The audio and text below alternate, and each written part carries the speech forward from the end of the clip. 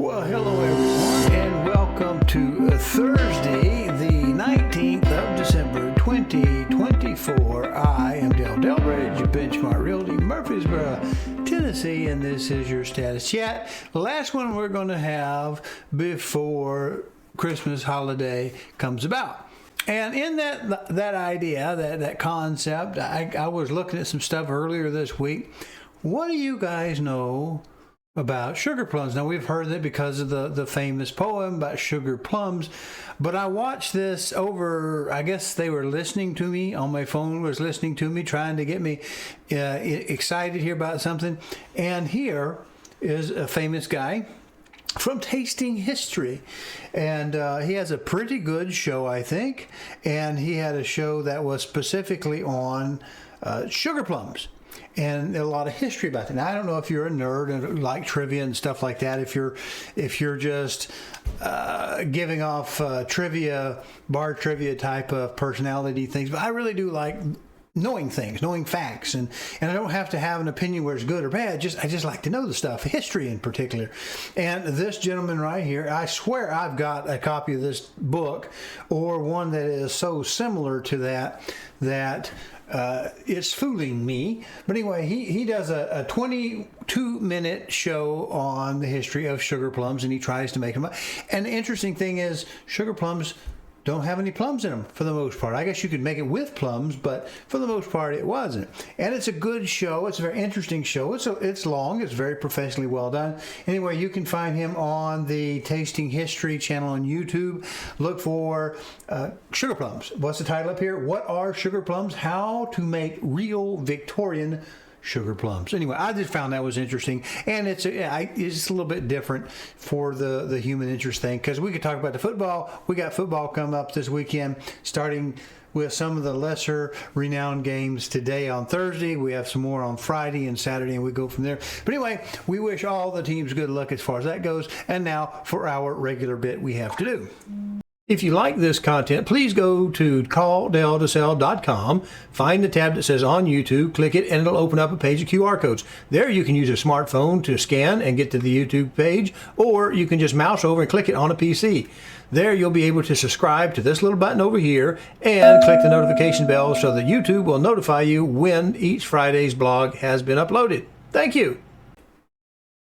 Well, all right. Well, here we are. We got that ugly little bit out that we always got to do just to make sure everyone's happy and copacetic, and no one can claim that we're not telling people how to find stuff. Plus, regular viewers know how to skip right through that, so it shouldn't be too much of an inconvenience as soon as they see that pop up. So what do we got going on this week? Well, let's look at over here, the Federal Reserve Bank of New York. Yes, we're going to look at manufacturing survey from New York, and it basically says, let's come down here to our chart that tells us all, because I am a very visual learner, and we see that we do have the red dropping down in December, and we see the blue dropping down in December, but we actually see that we're not too far off where we have historically kind of been riding right here. We just came off a big high. Doesn't look that big a deal to me. Let me kick that back in there so that we don't get bored watching the show. It says business activity held steady in New York State in December, according to firms responding to the Empire State Manufacturing Survey. After rising sharply last month, the headline General Business Conditions Index retreated 31 points to 0.2. New orders and shipments increased modestly, I apologize. Delivery time shortened somewhat, and supply availability was little changed. So I'm looking at that. Not a big deal going on there. I'm pretty happy with that. So let's go look at our PMI, or the Purchasing Managers Index survey for it. Let's look at that. It's by Chris Williams, S&P Global, and like all of these, always I'll give you the link so that you can go at whatever depth of dive you want to go into any of these things I show you. But anyway, this is from S&P Global, and it says that we have a nice little chart here. Look at, we're going up here. See the gold, we're going up, and we have the orange, and of course, I guess that's a teal. So services activity is increasing, manufacturing kind of went down a little bit, and the overall composite, all sectors, because of the services went up. And it says right here, and we're going to blow right past this. Service sector booms while manufacturing downturn deepens. Okay, there we've got that. You'll find this there in your description where you can look at this in depth. So let's look at something else. Local news. Pull this up, CNBC. Okay, this is from Sam Meredith right there. Let me see if I can't zoom that in just a little bit. Let's try one more if we can take it without it messing up our screens. All right, so CNBC has, here's what a blockbuster Nissan-Honda merger could mean for the auto industry. Now, I'm going to tell you, we're not going to look at this too much other than those 3 bullet points. And I just want to say, Nissan has been on the bubble, I guess, ever since it moved to Tennessee. It doesn't bother me as scary of headlines. If I work there, obviously, I might be a little concerned. But it seems to be par for the course for Nissan to be kind of in, rocky waters. Mazda, some of the smaller companies, Mitsubishi, all of these people are doing kind of what we're doing in real estate. If you got a smaller car company, it's having to join in with a bigger company so that you have that power going on in that direction. And I think that's kind of what car companies are going to be doing. Now, the thing that bothers me about the Nissan and Honda talk is they don't seem to have learned the lesson that the world really does not want EVs. Perhaps parts of the world may be set up to take EVs, but I'm not really sure how that's going to help Nissan in Tennessee and Smyrna if it's going to be more of this EV talk kind of stuff. But anyway, we'll look at this. Top Japanese car makers Nissan and Honda are understood to be exploring a blockbuster merger as the 2 rival companies seek to stay competitive on the road to full electrification. It's more of that EV nonsense. It is thought that the prospective tie-up could create the world's 3rd largest auto group by vehicle sales with 8 million sales annually, according to Citi. The merger report comes at a time when many auto giants are struggling to cope with increased global competition from bigger EV makers such as Tesla and China's BYD. Well, that's part of what I'm saying. I don't think they've learned their lesson.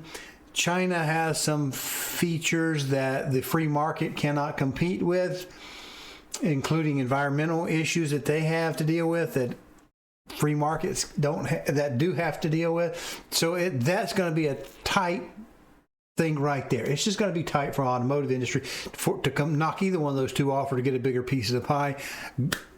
Prayers to them if that's what they want to do. They want to join together. But I think the world is over the scam of the electric car. I don't think most people will do it, perhaps in urban areas, but even there, they seem to be still having the war on private transportation. So I just don't see that electrification is a money maker. All right, so what do we have going on here? Let's bring this into view. This is from the census.gov. This is housing starts. Monthly new residential construction for November. Let's see if we can't zoom that in a little bit more. And if I can keep my face out of the screen, we'll have a little bit better space. This is released yesterday, as a matter of fact, and we'll do what we always do. We've already read the notice of methodology change in the previous show, so we're just going to look at the highlights. Here's the headline numbers. Building permits were 1,000,005. Housing starts were 1,000,003. We looked at housing completions were 1,000,006. Next release is in January, mid-month, or 17th.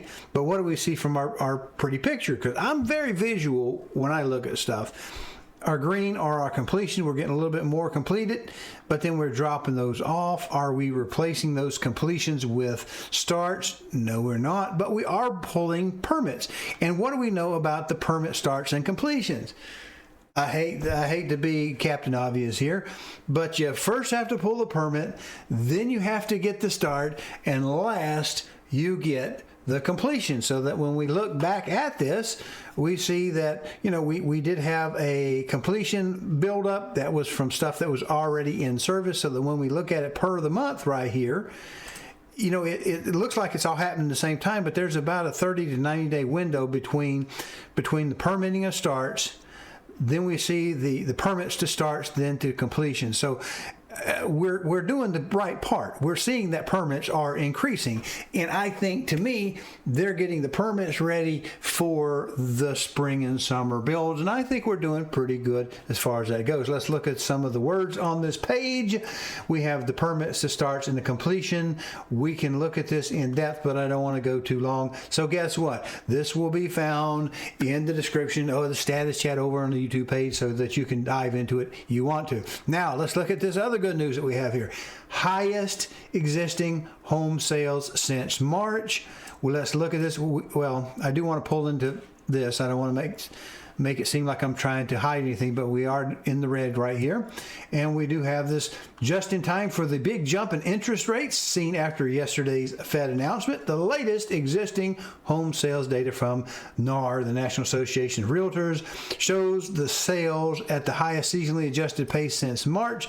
Compared to the same time last year, sales are up 6.1%, the best year-over-year improvement since June of 2021. To be fair to the data, is definitely looking better than most of the past year and a half. And so I like that. I think that sounds pretty good. I think that we can find doom or gloom if we try, but I don't know why we'd want to. Existing home sales, you see, oh, but look, right after we had the pandemic, all that pent-up demand that jammed those prices and got us out of whack. We're just kind of adjusting, but we've kind of settled out. If you really want to look at it, we're settled out, but we do have another big gain, 4.1. And while we're here at Mortgage News Daily, let's take a look at the mortgage rates for today. It says that they're up. 30-year fixed rates are up at 7.14, which they show that as a red. It's a plus 0.1%. It's not a big deal. Let's get over to the bad news. The bad news says that stock market plummets after Fed forecast fewer rate cuts in 2025. And I just want to put my little face on here to say, you know, one man's trash is another man's treasure. This is from CBS News, and I'll put that link as well. And I think, in my mind, since this was yesterday's post, I really believe that's probably a good thing, because remember, when the Fed cuts rates, it's because the economy is crashing. And when the Fed says, well, maybe we don't need to cut the rates as much, maybe that's a sign that we're doing better than they had hoped. So I think that that's probably a good sign, but if you're looking for the cost of money to come down, I don't know that it will. And of course, it plays into equities, because equities also are market-based, just like mortgage-based security and bonds. And so, you know, it's just, is it a direction that people were betting on? That's the question.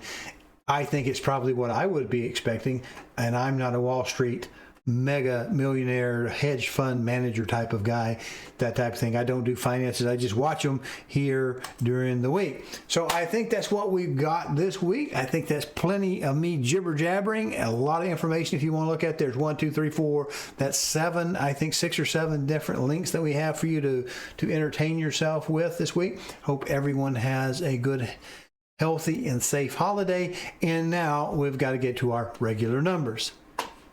Hello, I'm Delbridge of Benchmark Realty, Murfreesboro, Tennessee.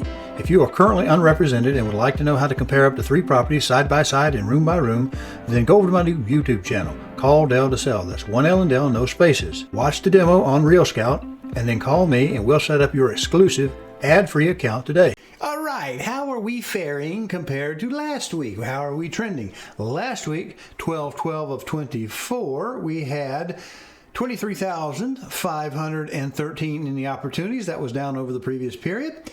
3606 were the under contracts still showing. They also tipped down.